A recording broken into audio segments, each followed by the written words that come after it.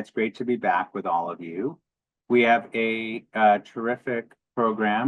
What I want to make sure all of you know is that in our 30 minutes or so we have together, we'll be covering quite a lot. And if Kathy, you could go to the next slide, please, I'll walk everybody through the agenda. I'm going to be talking about everything as best I can anyway in a few minutes, which is not enough time, but those things that relate to government and regulatory affairs and wearing the hat I sometimes apply as the practice group leader along with Roger Bearden, just to kind of walk you through what's going on in that space, both federally and in New York State, as well as here in New York City. There's been plenty since we last were together.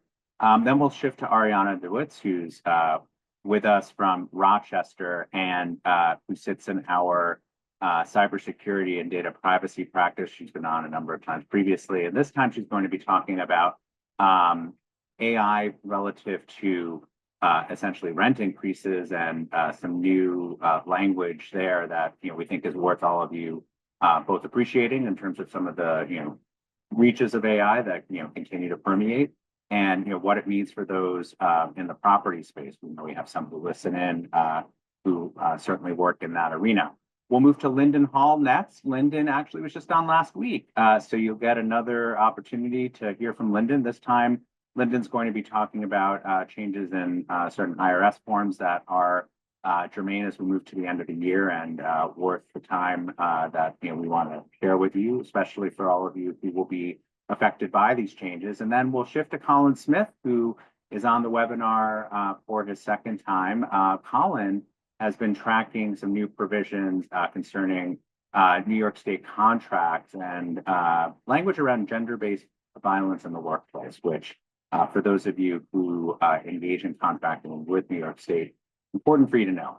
So let's move into the materials then, please, Kathy, in terms of, as I alluded to, the very numerous things that are happening in the space of government and regulatory affairs. Here on Veterans Day, of course, I would be remiss if I didn't mention that while we are in our workplaces, we are thinking about those who have served, and we hope that all of you are doing the same and otherwise acknowledging this important day. And a week ago, of course, it was Election Day, and across New York State, there was a significant amount of change that we saw. In New York State, there were a number of Democratic wins, relatively speaking, as opposed to what we saw just a couple years ago in the context of the presidential. What we also saw was that nationally there was really a shift in terms of those elections where we saw a number of swings from Republican to Democrat around the country. I won't comment further on that other than just to observe it, and it is something that, of course, we are tracking as it relates to various ways in which government does its job. We'll get to the federal government in just a moment because there's certainly implications. And so getting back to New York State, we have new mayors in jurisdictions including Albany, Buffalo, here in New York City, where I'm speaking with you from Manhattan, where, by the way, we had flurries for the first time. My youngest was very excited about our first snow here for the year. And also in Syracuse, we have new leadership. Here in New York City, Mayor-elect Mamdani, formerly of the Assembly, is now preparing for a new administration to start in January, and named his first deputy mayor, Houlihan, who has been a leader in both state and New York City government, including most immediately before in the Bill de Blasio administration. He will be back as a seasoned leader, certainly in terms of experience. And as I read, I think he's 74, so he's substantially older than incoming Mayor Mamdani. So that'll be an interesting dynamic to watch. We also know that Mayor-elect has a chief of staff whom he's named. The transition team is composed of a number of veterans of City Hall and other leadership positions in New York City.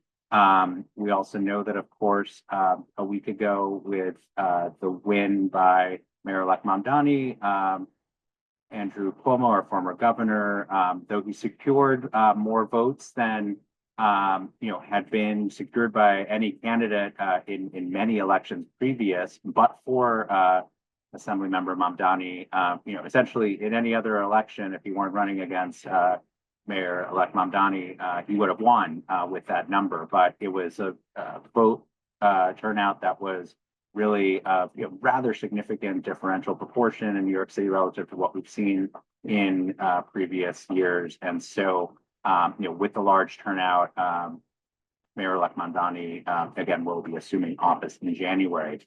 Let's shift to the shutdown. The federal government is about to be reopened, we think, based on the shift that we saw on Sunday evening with nearly 10 senators, many Democrats shifting over essentially to move toward ending the shutdown.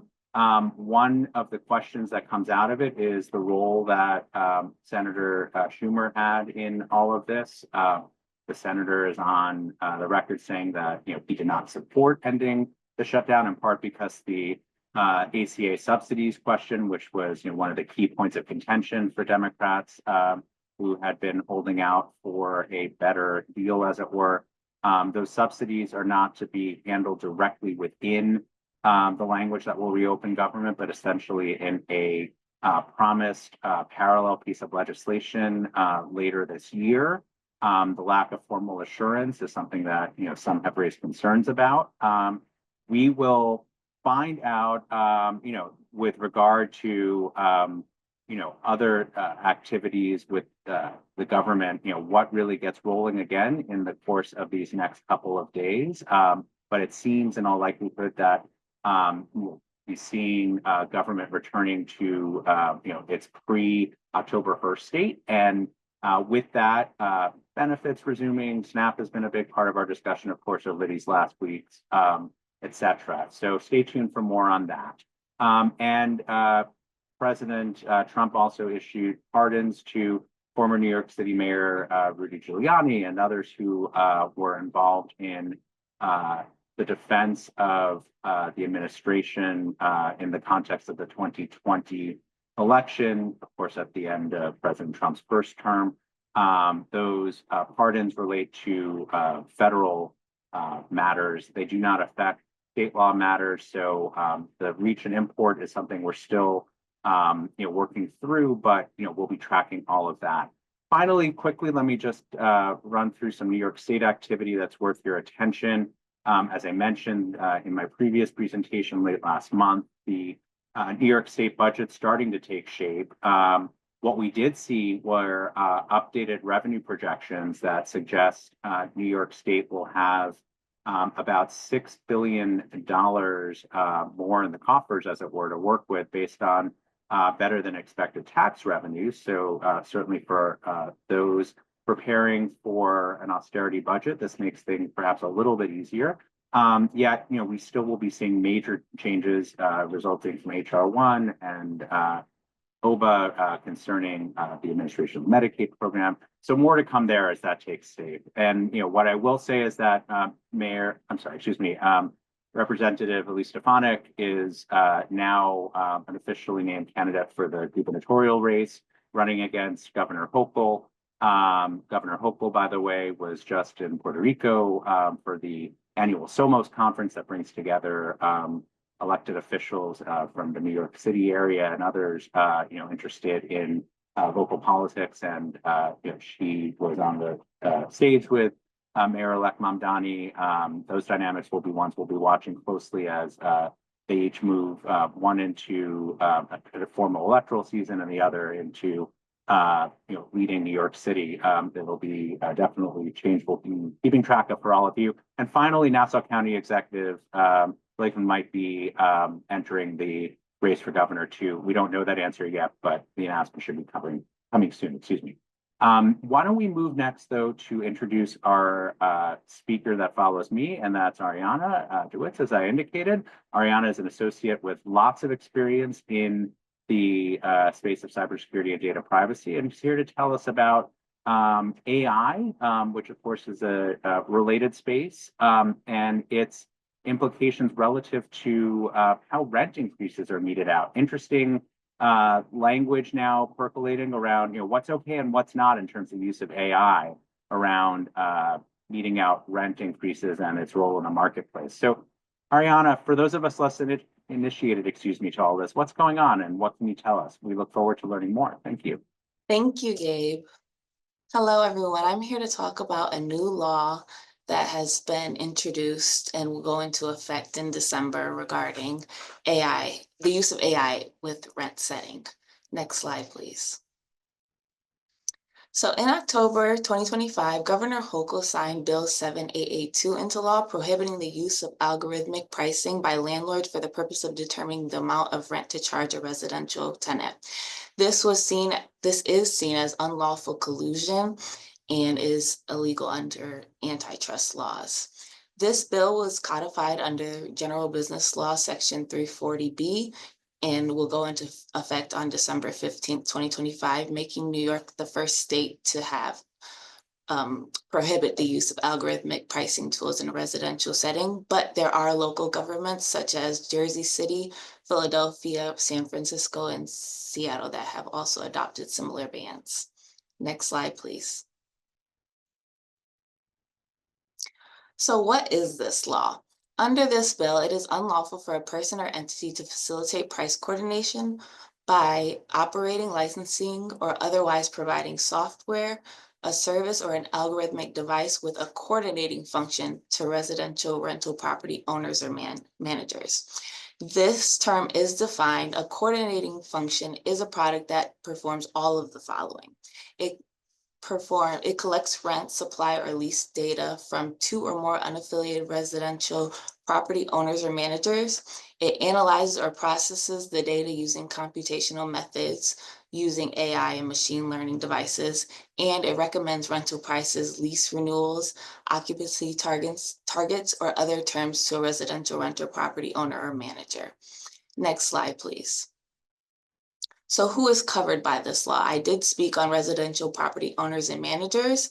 This is defined as any individual or entity that owns or is a beneficial owner of, directly or indirectly, in whole or in part, or manages one or more residential rental dwelling units in New York State. But they are not the only ones covered. This also applies to technological vendors. So these are persons or entities who facilitate agreements not to compete with respect to residential rental units. This expressly includes technology vendors who facilitate algorithmic price coordination by operating or licensing software, data analytics services, or algorithmic devices. Next slide, please.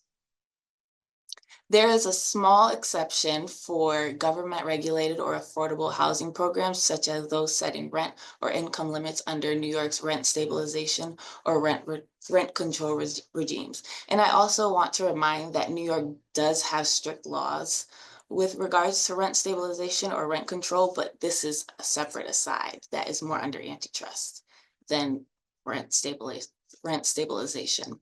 Next slide, please. So what are the key takeaways? Residential property owners and managers in New York should consider auditing any rent setting management tools that they currently have to confirm that their inputs are consistent with this law. They should document their decisions to ensure that it is using independent judgment rather than AI. And they should ensure their marketing practices align with this bill and emerging AI governance standards. Next slide, please. Technology vendors should also consider reviewing their practices to ensure that their products do not violate this law. And I do want to add, I didn't add this as a slide, but this penalties will be enforced. There is no new penalty scheme. This will be enforced under the Donnelly Act, which controls antitrust laws. And the Attorney General has the right to bring criminal and civil penalties, and also there's a private right of action for people to bring civil penalties. Thank you. And we thank you very much, Ariana. Keep us apprised as this rolls out, and we look forward to having you back on the program. Let's move to our next speaker, please, Lyndon, who is here to tell us about IRS changes in various forms, the 1098, 1099. This matters a lot as we are nearing year end, and we thought it would be a good time. Thank you for being on the program in back-to-back weeks. It's appreciated, and we look forward to hearing what you have to tell us this week. Lyndon, the floor is yours. Okay, thank you. So the forms itself have not changed. It is the system in which the taxpayers will upload the forms for the IRS to review. Next slide, please. So the overview is currently they're using the FIRE system, and that will be replaced by Iris, which is a new modern web-based platform, which will look very similar, but it's more modernized, it's easier to use, and the modalities in it will help taxpayers ensure that the forms they're filing are accurate. So the mandatory transition will be for people and taxpayers who are filing forms like 1099s, 1098s, 1042s, and all of those. There is a list on the IRS website of the exact forms that can be used in this system. And the benefit of this IRS system is to streamline the filing, enhance accuracy, and supporting the IRS's paperless processing initiative. So in the future, they're hoping to move to be fully paperless, and this is one of the first steps. Next slide, please.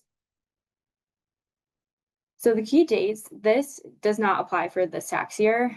It launched in 2025, so this month, but the FIRE doesn't retire until next December. So this transition period will be key for 2026 filings that are due in 2027.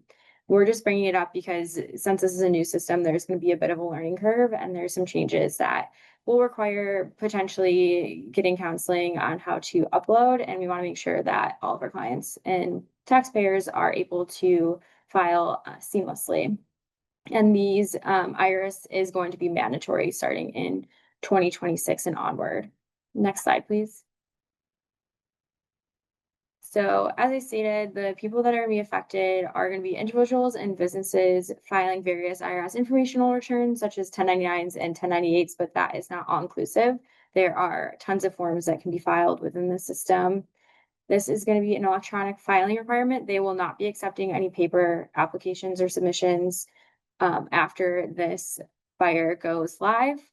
And there's two filing modalities within the system. One is going to be if you're an individual or business that is going to have less than 100 returns. And then the other one is A2A, or application to application.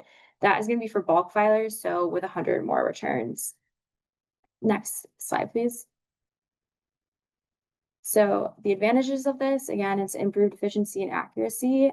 There is real-time data validation. So as soon as you upload, they will let you know if things you've input will match what the IRS is looking for. So it will reduce errors before the submission.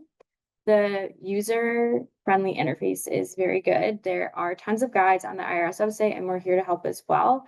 It's very modern, and it's going to be very intuitive on what steps to do and what data needs to be fixed. So the learning curve is going to be reduced for new users.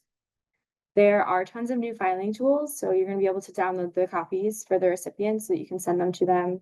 You can file extensions to this, unlike the FIRE system, and you can correct returns pretty seamlessly in bulk, especially if you have 100 or more. And it will show you exactly what you need to update to meet the IRS's standards. And then the system will store the filed forms for future reference, and that will improve access to filing history, keeping business records, and making sure that you have everything in one place year to year. Next slide, please. So to access this information, it is an online portal. You can access it right from the IRS website. If you Google IRS system, to get started, you are going to set up an ID for both the business. And then you're going to, if you're a business that is filing, you'll need two responsible parties. So these are people who are president, vice president, managers, have the authority to bind the company.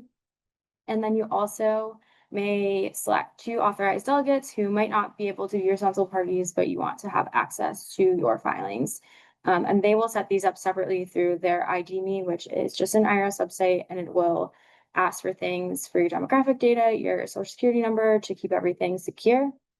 And then the other part is, especially for the A2A, so application to application, the system is changing a little bit and it's more modern. So you have to have an XML file. This is a very specific type of software file that is almost like a code. And businesses should start thinking about this sooner than later, because you likely will have to get a certain software to help you prepare the different information that has to go on these returns through that, or you might have to have another firm, an accounting firm or tax firm, help you with getting the application set up. And like I said, prepare for change. You don't want to miss the deadlines. And this is not a huge change, but it's big enough that you should start thinking about it now, as you have almost 2 years to get started for it. Next slide, please.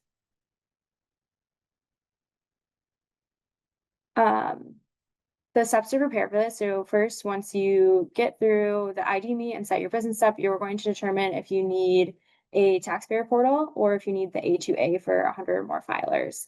Once you do that, you are going to make sure your business is registered with the IRS. If you're a new business, you're going to have to get the EIN, set up the ID Me account. Otherwise, you're just going to have to set up the ID Me account and link your designated responsible parties and authorized delegates. And then this step 3 is very important. You have to get a transmitter control code. This, you have one for fire, but those are going to retire and they're not going to be accepted anymore. You have to apply for a new IRS specific transmitter control code. And you might need 2 of these depending if you're going to file individually and for your business. And these codes are going to take up to 45 days. So again, early implementation and setting this up sooner rather than later is very important. And then you also are going to pick a role. So you're going to pick if you're the issuer, transmitter, or software developer. The issuer is going to be the person that is just submitting the information. The transmitter is likely going to be an accounting firm or someone who's helping you prepare the returns. And then they also are continuing to do updates. So that's what the software developer is. Next slide, please. So in conclusion, you want to stay ahead of the change. You have to stay informed. This is a new system, so there's probably going to be glitches. There's going to be some changes, but the IRS is updating their website pretty regularly and has a very robust information packet on IRS that is very helpful to read, and it has all of the steps necessary for what I just discussed. And if you have any questions, please reach out to me or someone that you work with at Bond, and we are happy to help you. Thank you. Lyndon, thank you. One thing I just wanted to check, everything you were describing is federal, right? Nothing with New York State is changing. Is that correct? Correct. The IRS is federal. Okay, great. And then I also saw that there was at least one question in the chat for you. So if you have a chance to take a peek after this, that would be terrific. And thank you again for coming back on the webinar 2 weeks in a row. Thank you. Do appreciate it.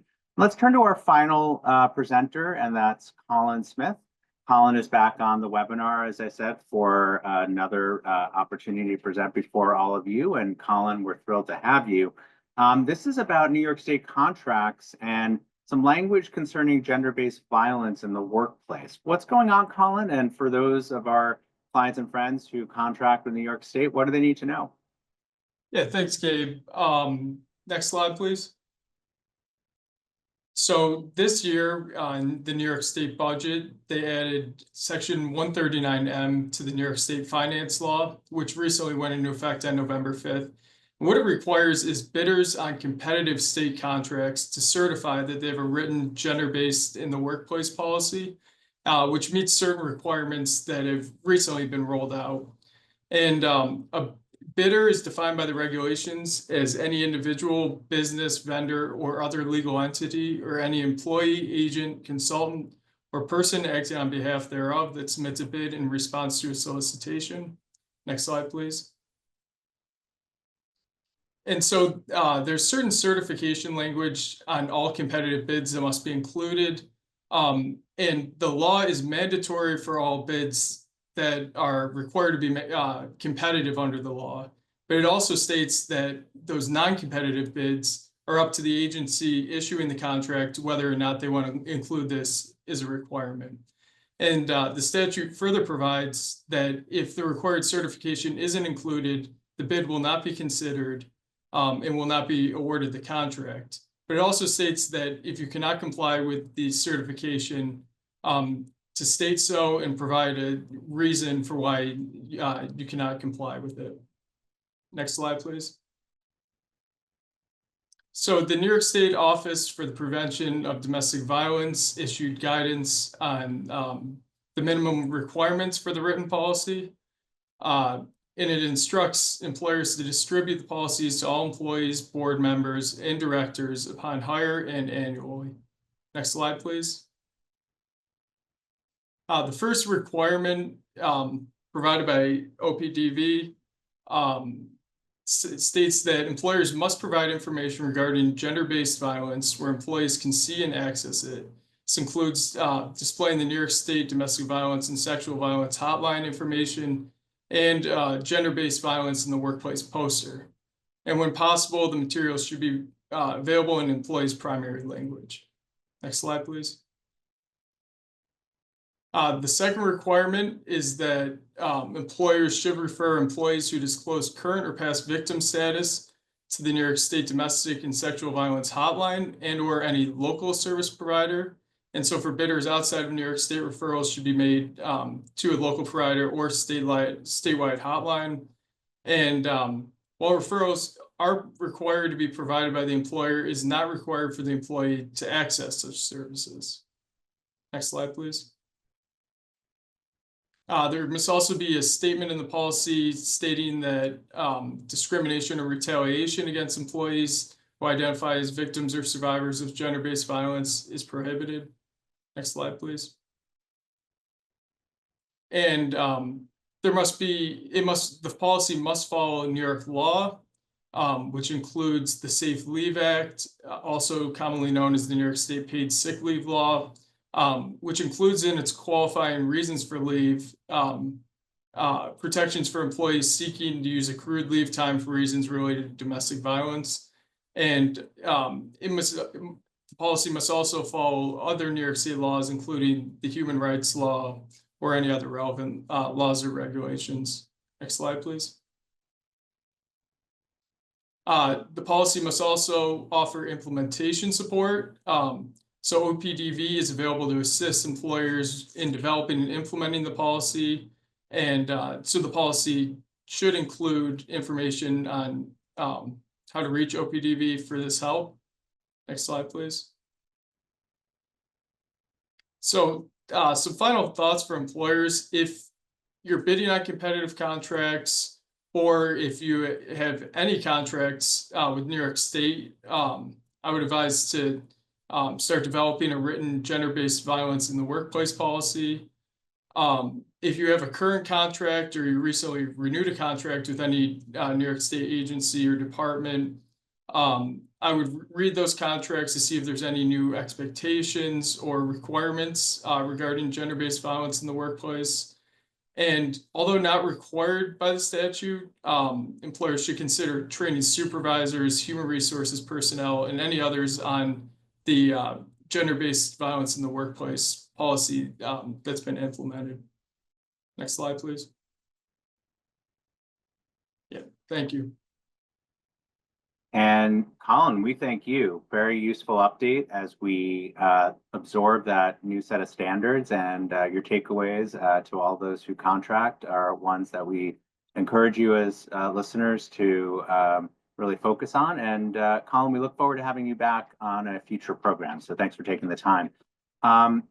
Speaking of time, we are at the bottom of the hour. And so what you see in front of you are the various ways to reach today's speakers, myself included.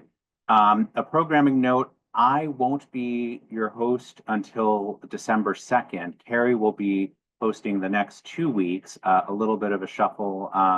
And then I look forward, though, to being with you once we flip into December. So let me take this opportunity to wish all of you in advance a very lovely Thanksgiving with friends and family. And of course, you'll be in good hands with Carrie over these next couple of weeks, and I will see you when the calendar flips into the next month. In the meanwhile, have a great afternoon, and thank you for your participation in today's program.